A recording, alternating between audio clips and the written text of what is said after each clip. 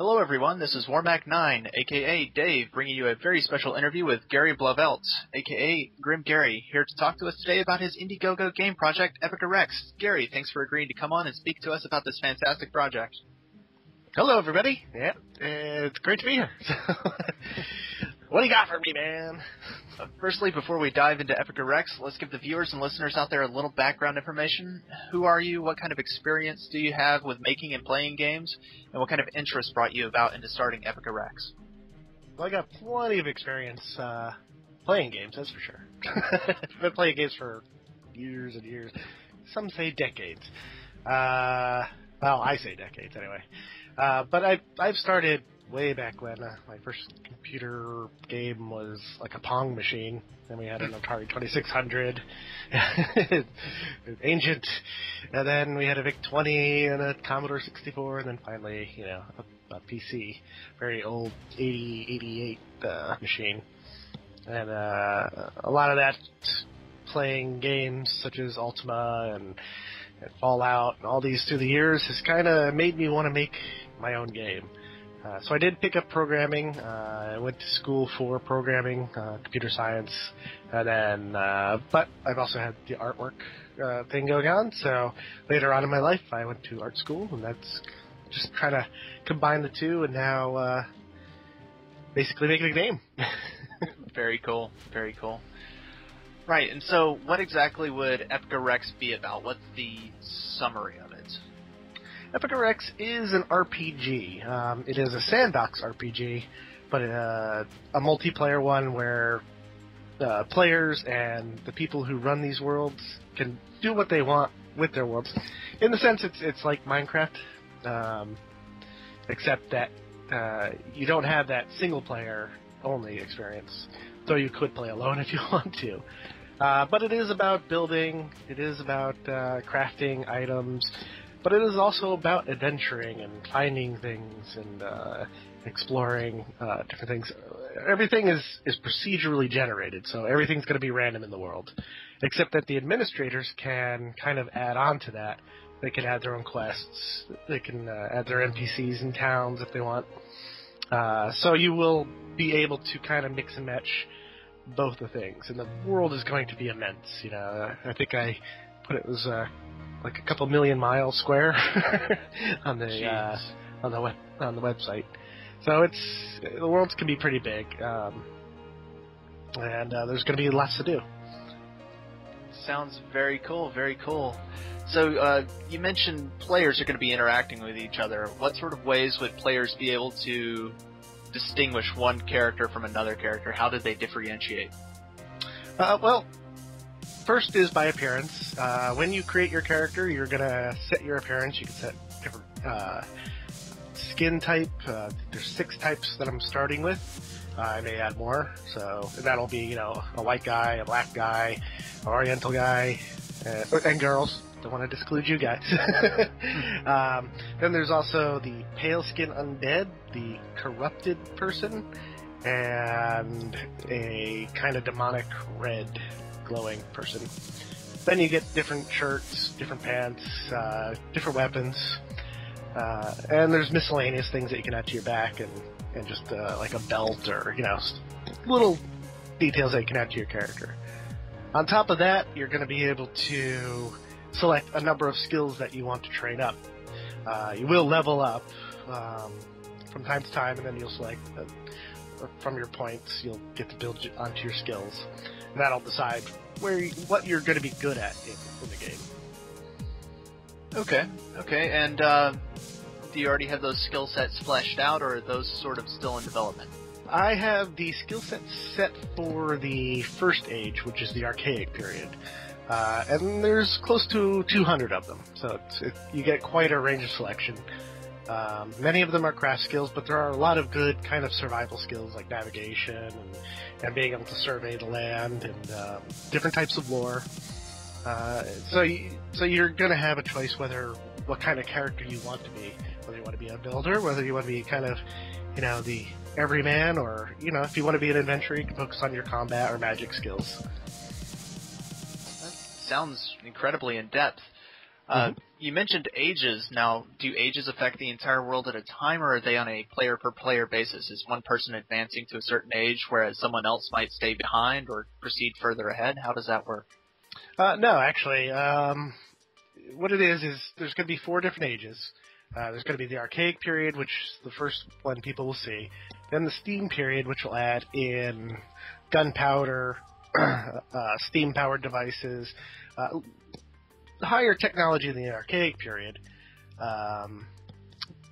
But it will have a little bit more to it as far as devices go. And then you go into the modern age where you're going to move into electricity and electronics. And then the future age, which will add in the highest technology. And the highest technology is going to be kind of the counterbalance to the magic of the archaic periods. But you can kind of pick and choose what sort of theme that you want. As far as people moving from age to age, that depends on the server. If people want to just have a fantasy world, they can disclude the steam, modern, and future ages, and just have their world a fantasy world. Or if they want kind of a sci-fi post-apocalyptic world, they can just disclude magic. But you can pick and choose what skills you want in your particular world and what technology you want. So it doesn't. Nobody advances to an age in that kind of linear way. Okay, so it's a little bit more free-form. You get to sort of shift about depending on what the needs of the server are. Yeah, you get the choice of what you want in your game. Now, you also mentioned earlier that the server admin and the individual players are able to create their own NPCs. Are there going to be various levels of NPCs in terms of like shopkeepers, enemies, and maybe perhaps different scales of NPCs, like difficulty-wise? All of the above.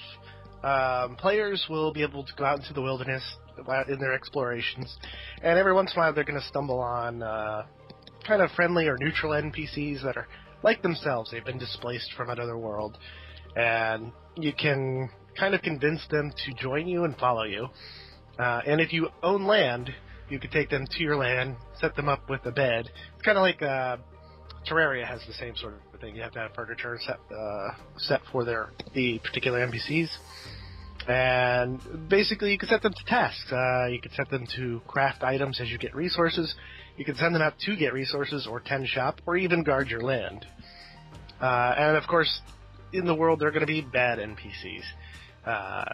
There's going to be monsters and humanoids who are not so conformative to the ideas of a society, and will kind of wreak havoc. Every once in a while, you're going to encounter them in towns as they raid. But there's going to be a spawn point in the world, and as you get further away from the spawn point, the more difficult the enemies become. So if you're, say, 10,000 tiles away from the spawn point, the monsters are probably going to be really difficult out there. So you got to be prepared, and you may want to bring friends if you're not sure how strong it's going to be. Okay, so it sounds like difficulty scaling is something that occurs naturally on the procedural map. Yes. And the administrator can control that, how difficult things will be, and they may even want to make it kind of random. So if you want a random difficulty, well, right around the corner of the spawn there may be some huge zombie monster that'll eat everybody. Very cool, very cool.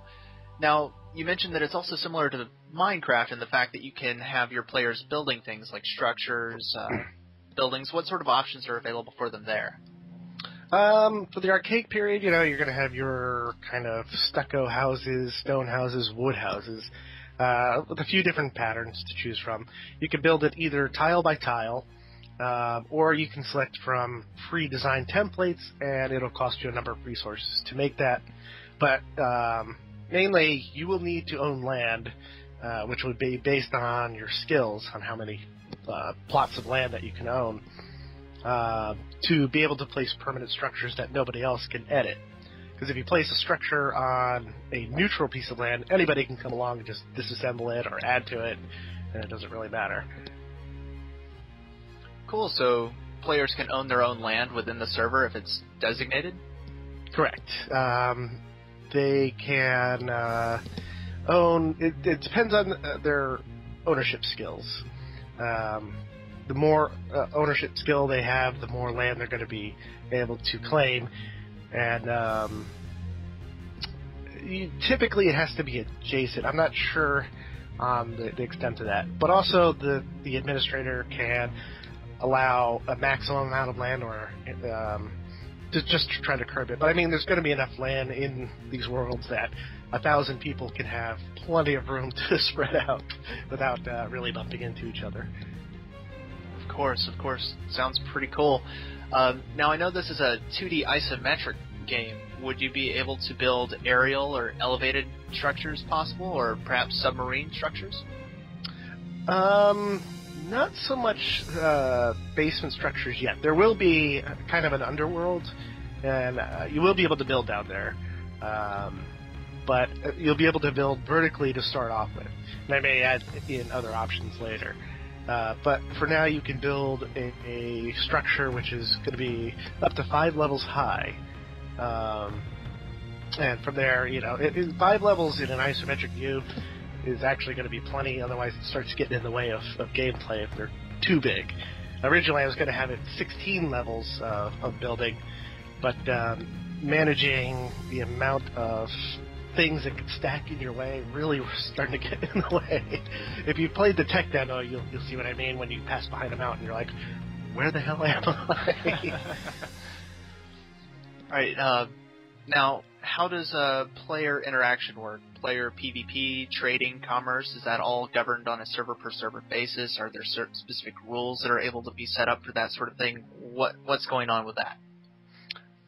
Players will mostly be self-governing, and it really depends on how the administrator wants to set it up. If they've already set up a town that players are supposed to use, then that's probably what's going to happen. But generally, with this open sandbox kind of universe, it's going to be a self-governing thing. Now, one interesting thing players can do is form alliances, basically guilds or whatever you want to call them, where one person starts to get followers. So every person can follow one person, and the more followers you get depends on, the number of followers you can have depends on your leadership skill. Your leadership skill, in turn, states how much alliance land you can claim on the map. So in addition to your personal land, you can start claiming land for your alliances. And of course you can go to war with other alliances if you want particular resources, because resources, while there's going to be quite a bit of it on the land, are not infinite. There's only going to be a certain amount of iron, per se, as an example. And it's going to come in clusters. It's not going to just be evenly distributed through the land. So if you find a nice iron vein somewhere, you may want to claim that land in for your alliance or even yourself and hold on to it. And of course, other player alliances may want to take that over and engage in alliance versus alliance kind of warfare. Player versus player is strictly set up from world to world, whether you want open PvP or kind of consensual PvP or no PvP at all. And that includes, you can turn off whether you want alliance PvP as well. Very, very cool. That all sounds awesome. I'd always love to play a game like that. Back when I used to play Ultima Online, that always was a big plus. Now I just want to add to that real quick. Yes. Is the leader of the alliance, it's very important that that person stays alive. Otherwise, if he dies, the next person in the alliance ranking, which is the first person who followed him, becomes the leader. And that person may not have as much leadership skill, so it may drop the bottommost members. You may not be able to own as much land, so some of your land might become neutralized in that sense. And also included in that is the family ties. So you can select your parents as well. So you can select 2 people, one your mother, one your father. And you could also kind of have a lineage line as well. Sounds cool. Now, I've read on your Indiegogo page that there's also something called world linking. Could you possibly extrapolate on that? Yeah, it's basically you can set up a portal or a method. Whether you can even set up an item to do this to teleport you to somebody else's world, and you'll appear in their spawn point. But your character, whether or not the problem is the rules have to be compatible, because if one world doesn't allow magic and you come from a world where you're the highest archmage in the universe, is really going to affect you. So I'm still kind of working out the details, but I think it's going to be entirely possible to link up one player's world to another, and you can have kind of a network of worlds. That sounds extremely ambitious. That actually also sounds incredibly amazing. The amount of space and room that any player could possibly have under control would be almost limitless at that point. Mm-hmm. Yep. Were there any other big major features that are going to be included in the release product of the game that we haven't really discussed yet? I haven't really discussed much in detail with anybody, so I think this is the first time where details are coming forward without kind of just touching on them in my own videos. That's pretty fair. Right now, I mean, it's going to be a concentration on getting those key features into the game. Just getting to the point where people can craft stuff, build on their lands, form these alliances, and form the family bonds. That's going to be the key go on this sort of initial release. And then I'll be adding onto it. Yeah, the basic mechanics that you're looking to finalize for it. Okay. Mm-hmm. And then as people need things, I'll be looking at people's suggestions on what kind of things that they want added. And I'll be working on the new ages to add on top of the game as well. That brings up an excellent point. I mean, this list of features is extremely exciting, at least to me. Mm-hmm. But if we can, let's talk about the future. Where would you like to see Epica Rex 1 year from now, 1 year from release, or maybe even 2 years from release? Mm-hmm. 1 year from now is going to be the release. It's going to take me probably about a year to develop this, as long as it gets funded. That's the key thing. I'm planning on a release for late in 2013, and then from there, it's going to be a matter of evaluating where Epica Rex stands, and start adding on the ages and looking at what people are requesting. So 1 year from there, it may have another age, and I'll just keep adding on to that point. I think as soon as I get the basic engine down and one age done, I don't think adding another age, because it's really just adding more skills and more items onto the existing framework. That shouldn't be too much of a problem. So the ages might come quickly. After that point, hopefully start working on Project Epica Rex 2. Making it 3D or something, who knows? It depends on how popular and well-received Epica Rex becomes. So you will be continuing ongoing support and development for the game beyond release, content patches, bug fixes, and the sort? Yeah, as long as it's well-received. I mean, I'm not going to continue banging my head against the wall if, a couple dozen people are playing. Yeah. I mean, I would love those couple dozen people, but this is a lot of hard work to do. It certainly is a lot of work for just one man. You're the only person currently working on this project, correct? So far, yeah. And one of the things I want to do with funding is get other people to be interested in it and start working on it. For instance, DJ Orisian, he's been around the community. I'm going to be talking to him about music soon, so that's one less thing I have to worry about doing, because as much as I love Kevin McGilliard's music and Machinima.com music, I really want to get an original score music in here. Well, I think that wraps up the sum of most of my questions here. The majority of which can also be found on the Epica Rex Indiegogo page, which the link will be in the description. And I believe it was only a $1 minimum pledge?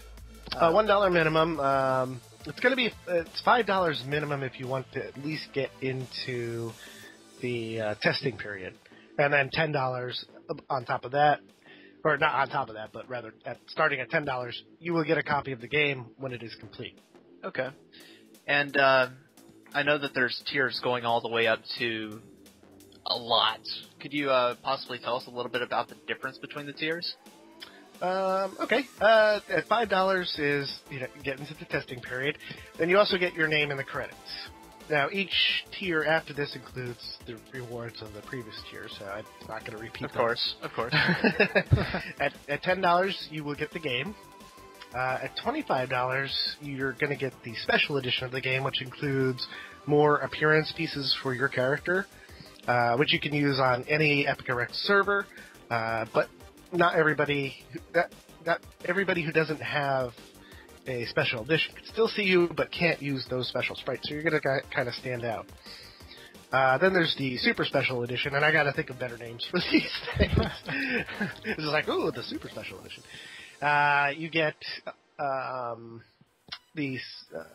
that super special edition, which includes even more building blocks on top of the costume pieces, and a couple interesting devices for you to employ around your own little property. And you get 2 copies of the standard edition, so you can give them to your friends and they can play as well.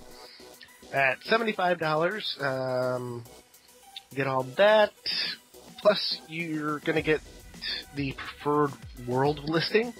So if you create a world and you're going to run a world, whether it's a permanent world or just temporary while you're playing, it's always going to be at the top of the list in the preferred world listing. So people are going to see it and people are going to go to your world. Right. At $100, you're going to get all that, and also you'll get the 4 game keys with the $75 as well. So you're going to get the super special edition and 4 standard game keys. Right. At $100, yeah. At $100, you're going to get 6 game keys plus the super special edition, and the printed comic book, which is only for people who pledge $100 or above.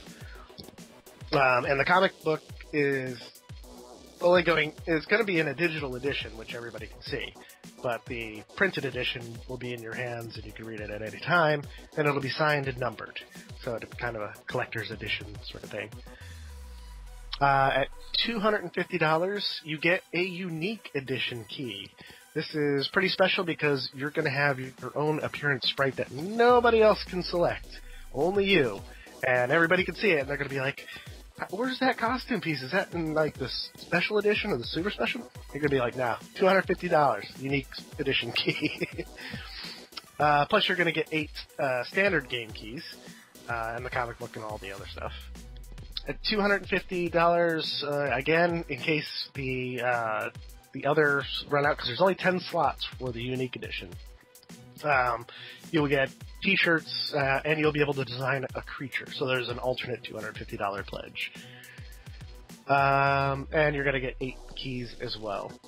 At $500, which is the highest tier, you're going to get the Super Special Edition 12 keys, the comic t-shirts. You're going to get 2 t-shirts, actually. And the strategy guide as well, which is, it'll include some of my artwork in it, the concept art. I couldn't think of the word for a second. You're going to be able to design a creature, and you will get all the expansions for free, whether or not they're going to cost money. So you'll have free upgrades for the rest of your life, for the life of the game.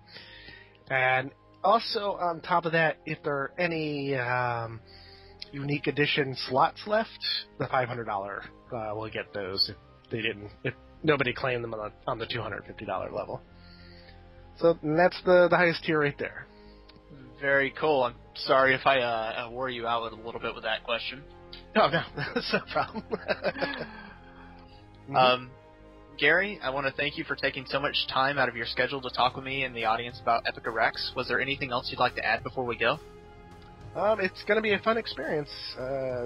I hope people will see the potential in it, and I hope they like the 2D retro style. That's my biggest worry, is that not enough people are going to be kind of into that style. So, it's going to be a very niche market. Yeah. And I hope it's not, because the game is going to be kind of its own unique thing, its own unique sandbox world, and it'll be a lot of fun, regardless of really how it looks. And I can always improve the looks. So, And I'll tell you, I chose the 2D retro style because I am a guy working alone, and it's the simplest form of art I can get in the game and provide a fun experience. Fair enough. Well, that's going to do us for today. Thank you all so much for tuning in. The link to the Epica Rex Indiegogo will be down in the description with Mr. Gary Blauvelt. I've been Warmac9, and I'll see you next time. Bye-bye, everybody.